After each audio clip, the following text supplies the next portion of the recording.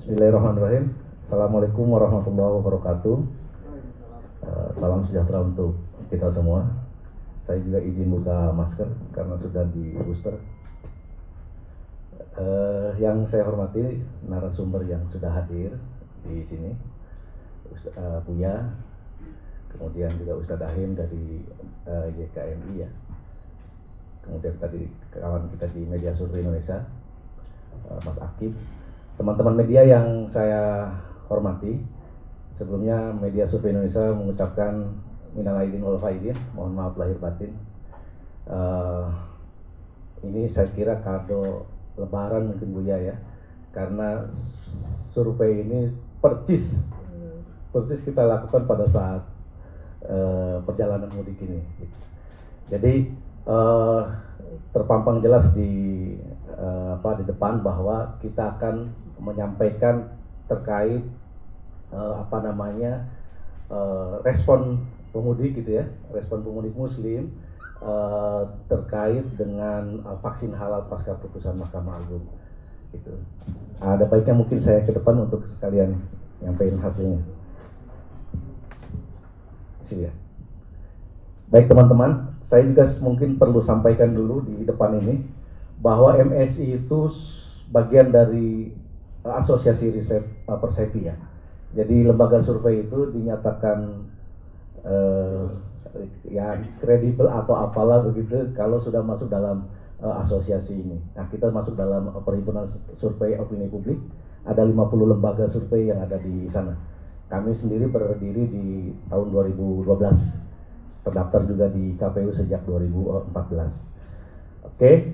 Nah, yang melatar belakangi kenapa kami MSI itu melakukan survei. Nah, ini menarik. Pertama, seperti kita tahu, survei ini itu 2 minggu setelah putusan Mahkamah Agung. 2 minggu setelah putusan Mahkamah Agung terkait dengan keharusan atau kewajiban pemerintah menyediakan vaksin halal. Nah, kemudian survei ini juga kita lakukan memang melihat bahwa pemudik kita ini menggunakan vaksin booster. Menggunakan vaksin booster sebagai salah satu syarat untuk mereka mudik. Termasuk saya juga mudik pakai booster, nggak berani kita kalau nggak pakai booster. Nah, ditambah lagi bagaimanapun pemudik ini adalah pemudik yang beragam Islam. Islam adalah mayoritas di sini Buya ya. Di Indonesia adalah mayoritas, 86% adalah penduduknya Muslim. Nah, makanya kita lihat ini betul begitu relevan dilaksanakan pada waktu yang tadi saya sampaikan. Nah, di survei ini banyak sekali pertanyaan yang kita elaborasi. Terutama misalnya bagaimana pengetahuan pemudik itu terkait vaksin halal dan haram. Jangankan pemudik, mungkin dari kita juga nggak tahu nih, yang halal yang mana, yang haram yang mana. Nah, jadi saya kira ini perlu kita cek di masyarakat pemudik, responnya bagaimana. Mereka mendukung atau menolak. Kemudian jika pemerintah tidak menyediakan vaksin halal, sikap mereka gimana? Bahkan kita juga cek siapa sebenarnya yang punya kewenangan untuk melakukan sertifikasi vaksin halal ini. Ada juga kita juga tanyakan bagaimana respon atau sikap mereka kalau atau kemudian vaksin booster menjadi syarat mudik maupun administrasi. Nah, yang berikutnya kita juga cek bagaimana kalau capres atau partai politik di 2024 nanti tidak menyuarakan ini, bagaimana sikap masyarakat. Nah, pertanyaan-pertanyaan ini terjawab semua dalam survei kita di di periode survei tanggal 1 sampai tanggal 7 Mei kemarin. Nah, ini tujuannya memotret opini publik terkait dengan vaksin halal, kemudian menggali tingkat awareness-nya, pengetahuan dan sikap pemudik, kemudian juga menggali sikap publik terkait dengan vaksin booster. Ini tujuan surveinya. Secara metodologi ya, ini saya juga harus sampaikan di depan karena bagian dari pertanggungjawaban kita ke masyarakat. Survei dilakukan tanggal 1 sampai tanggal 7 Mei. Itu artinya H-1 pas hari H sampai tanggal H+5. H hari H nggak banyak data yang kita ambil karena kita minta teman-teman break dulu. Setelah itu teman-teman jalan lebih masif untuk mendapatkan datanya itu. Populasi survei ini pemudik Muslim yang dia meninggalkan Jakarta ataupun dia yang datang ke Jakarta pada arus balik kemarin. Kemudian mereka juga menggunakan moda transportasi yang ada. Nah, kita kemudian juga menggunakan sampelnya ini non probabilistik ya. Jadi kita pakai purposive karena kalau kita pakai yang probability di waktu yang pada saat itu agak sukar, makanya kita menggunakan purposive, artinya kita sudah mengambil sampel dengan pertimbangan tertentu dan kriteria tertentu. Nah, tapi tetap gitu Bu ya, tetap kita juga menghitung proporsi moda transportasi berdasarkan data Kemenhub yang terbaru bahwa ada 85 juta yang mudik dari Jakarta dan sekitarnya di Indonesia ya. Kemudian kriteria responden yang sudah kita tetapkan itu adalah dia memang beragama Islam, kemudian 17 tahun ke atas dan sudah divaksin COVID-19. Oke, kemudian jumlah respondennya tadi 1.220, wawancaranya itu langsung, jadi surveyor kami datang langsung ke titik-titik keberangkatan dan titik peristirahatan para pelaku mudik. Nah, survei ini bisa lebih cepat karena kita menggunakan aplikasi. Jadi nanti setelah ini ada bagaimana proses berjalannya survei ini. Nah, quality control baik di saat pelaksanaan maupun setelahnya kita tetapkan 20% dari total responden yang ada. Nah, berikutnya ini proses pengambilan datanya. Jadi kita ke lapangan di titik-titik itu kita sudah kerahkan teman-teman surveyor di lapangan, kemudian data ditampung di kita menggunakan Kobo Collect ya, kemudian ditampung di server kita. Kemudian juga dipantau oleh tim quality control. Nah, di sini kelihatan nih. Di sini memang 1.229 yang masuk datanya ke kita. Yang kita analisis hanya 1.220. Ini lihat pergerakannya hari ke-4 memang terlihat signifikan, datanya hampir 300 responden yang masuk ke database kita dari total 1.220. Nah, ini proses pengambilan datanya. Mereka menanyakan menggunakan HP. Kemudian juga mereka kuesioner yang memang kita tanam di sini, data itu sudah kita cek menit per menit secara real time. Kita juga bisa cek di mana titik lokasi mereka dari ujung sini Bakau sampai ke tol Jakarta Cikampek. Ini contoh printout hasil wawancaranya. Saya kira saya lanjut. Ini bagian dari pertanggungjawaban kami tadi. Jadi ada 1.220 responden printout, 1.220 printout ini gitu ya. Kemudian ini teman-teman yang jalan di lapangan, ini hanya beberapa saja karena di database kami ada banyak sekali, ribuan gitu data yang masuk. Karena wawancara nggak bisa dilakukan atau tidak bisa selesai kalau mereka tidak selfie dengan respondennya masing-masing gitu.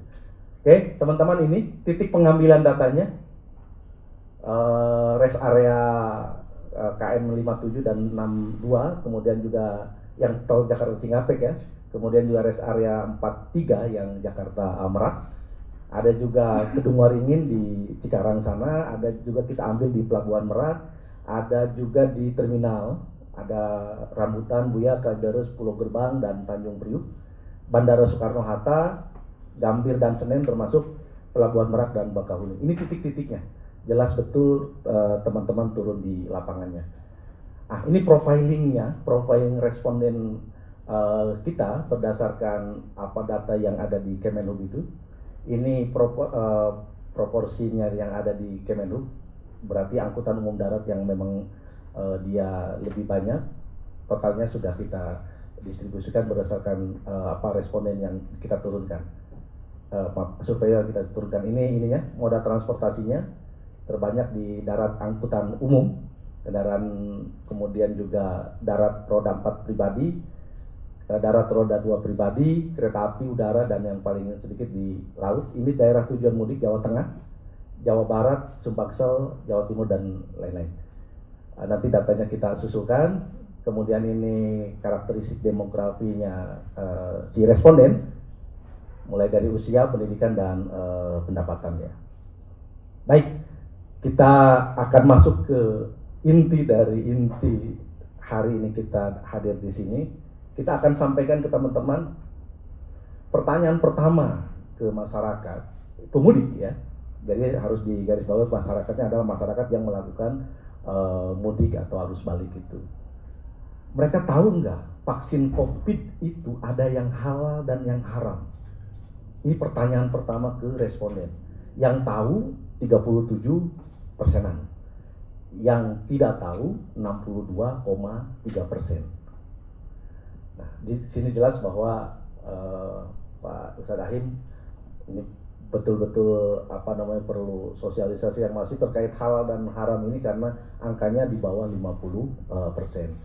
Kemudian kita tanya, kita kejar tuh dari yang tahu, dari 37% itu menurut mereka, menurut responden kita, yang halal itu yang mana sih?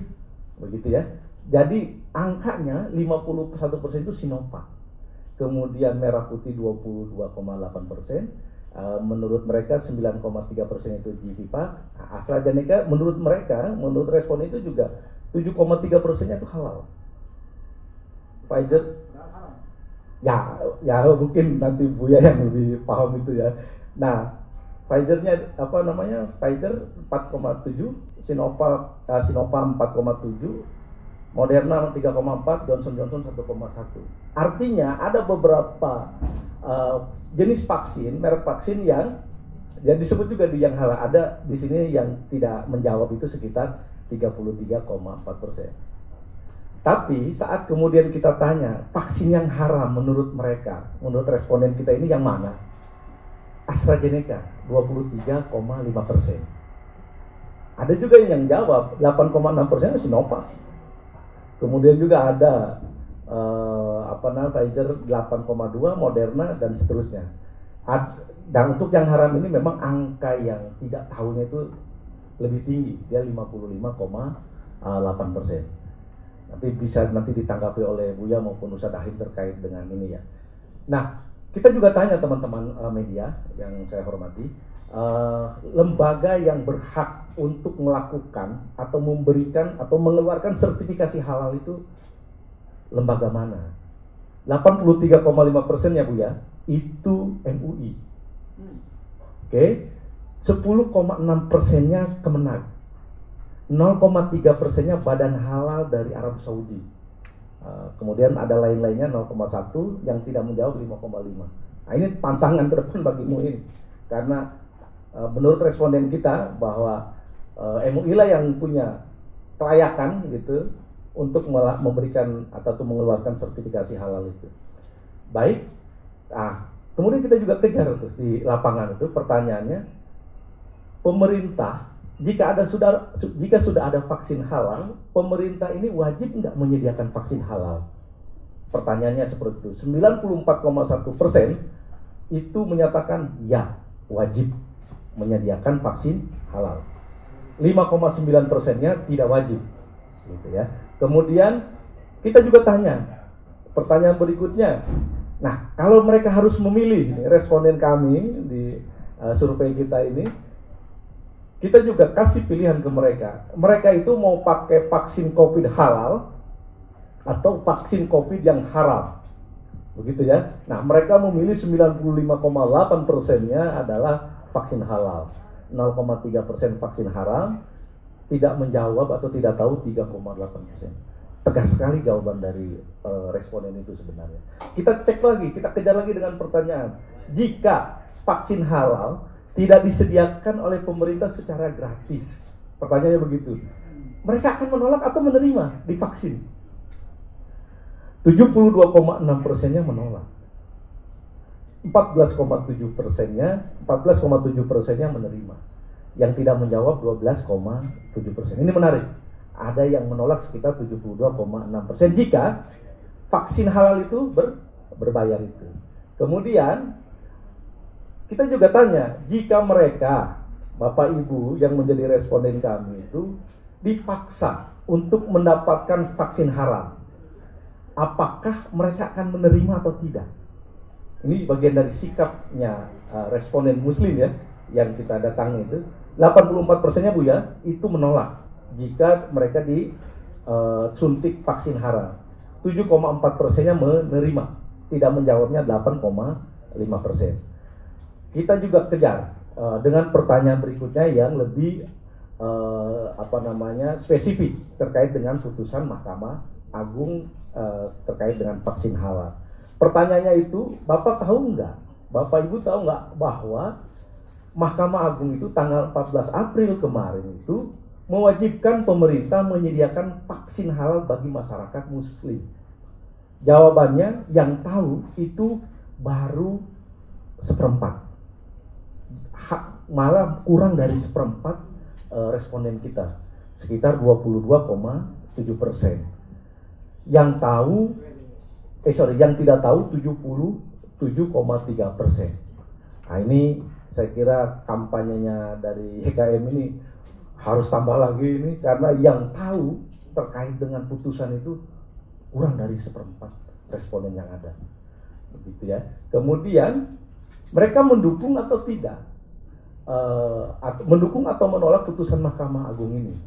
Jawabannya 87,8% mendukung, 1,1%-nya menolak, 11%-nya tidak menjawab atau tidak tahu. Ini artinya bahwa apresiasi dari warga muslim terkait putusan ini luar biasa. Hanya saja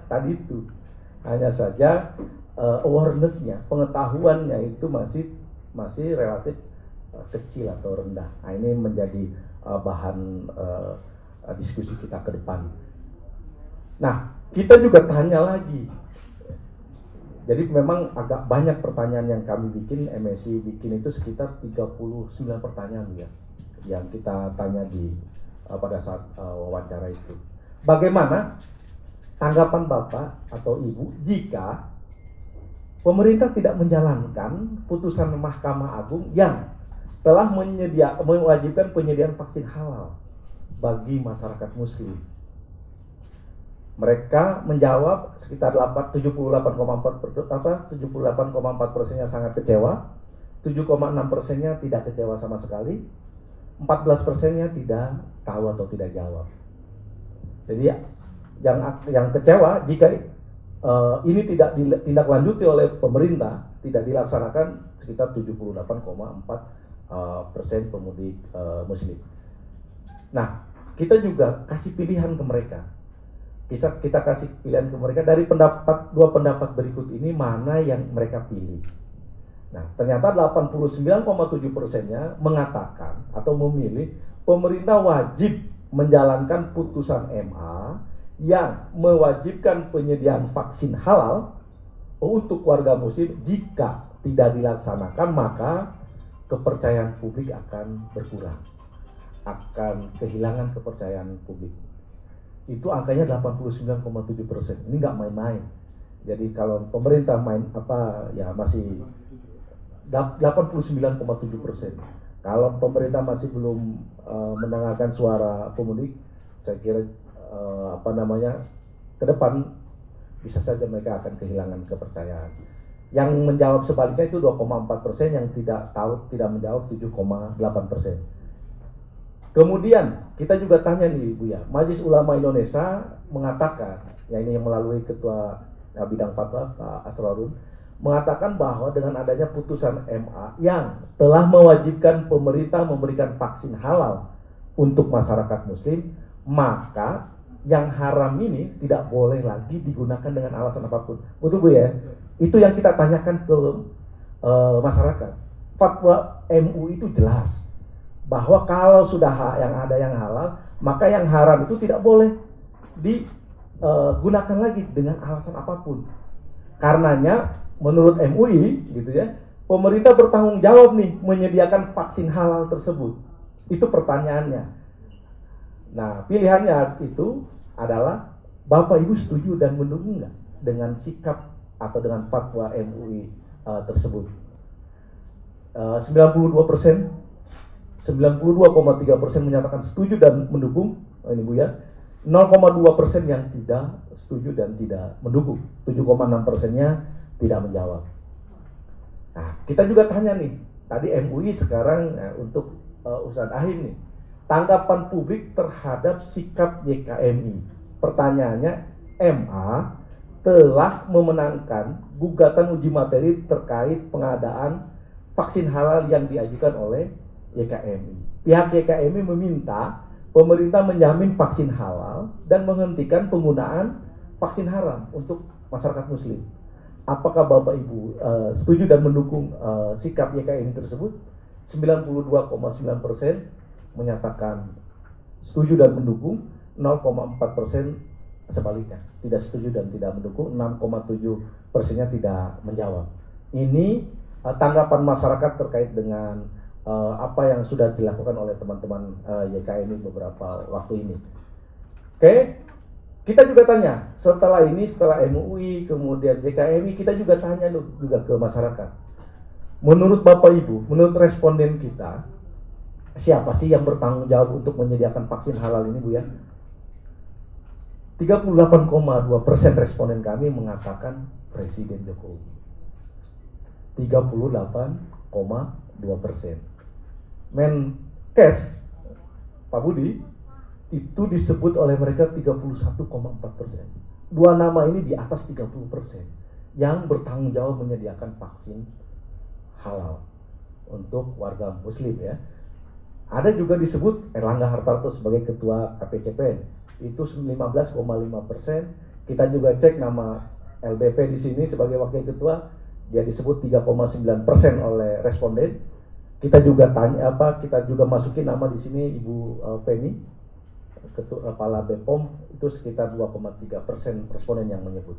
Ini artinya bahwa dua nama ini yang betul-betul harus bekerja keras untuk menyediakan vaksin halal untuk masyarakat muslim. Nah, kita juga tanya, Bapak Ibu tahu nggak jika vaksin yang telah bersertifikat halal MUI seperti Sinovac, Gvivax, dan Merah Putih sedang diproduksi di Indonesia?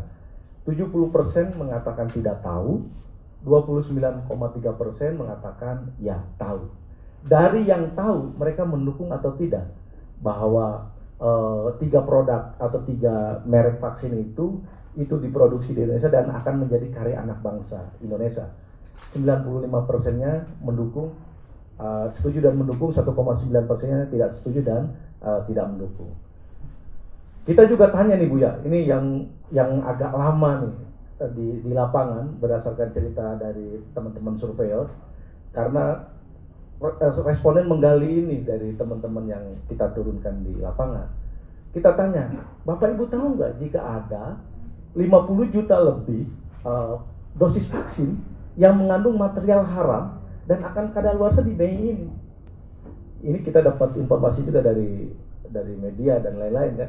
Kemarin di RDP juga Pak Saleh Daulay juga sampaikan itu. Nanti diperkirakan di bulan Mei ini akan ada vaksin yang akan masuk kadaluarsa sekitar 50 juta dosis vaksin itu. Yang tahu Bu ya hanya 12%. Yang tidak tahu 87,9%. Ini PR kita bersama, artinya teman-teman media juga untuk menyampaikan ke masyarakat gitu terkait dengan awareness ini. Nah, kita juga kejar tuh jika mereka tahu dan akan tetap disuntikan ke masyarakat muslim Indonesia, mereka akan menerima atau tidak. 86,5% mengatakan menolak, 10,8% menerima.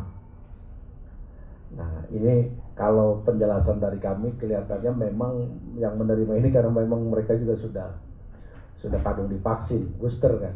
Jadi tidak ada pilihan lagi kecuali mungkin pertanyaannya jauh sebelumnya.